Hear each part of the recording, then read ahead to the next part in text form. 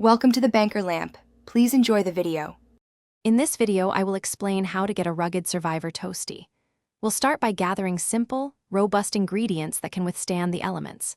Then, I'll guide you through preparing your cooking area, whether it's a campfire or a basic stove.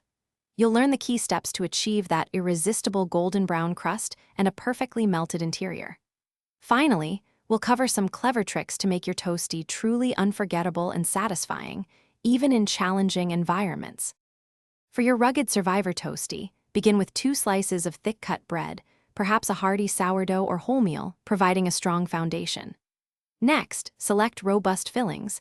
Think aged cheddar, slices of cured ham, or even tinned tuna for protein.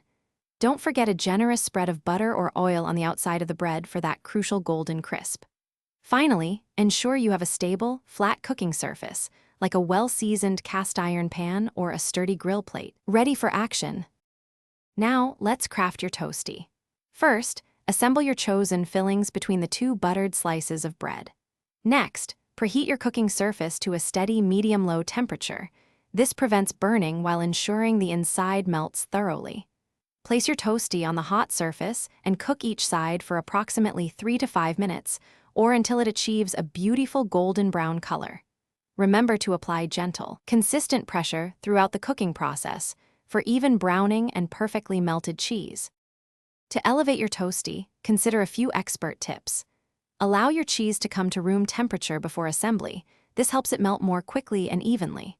For an extra flavor kick, mix a pinch of dried herbs like oregano or thyme into your butter before spreading. If you lack a dedicated press, a heavy, foil-wrapped brick or a smaller pan can work wonders for even compression. Finally, serve your rugged survivor toastie immediately to enjoy its optimal warmth, crispness, and gooey deliciousness. Thanks for watching. If this was helpful, leave a like and consider subscribing. See you next time.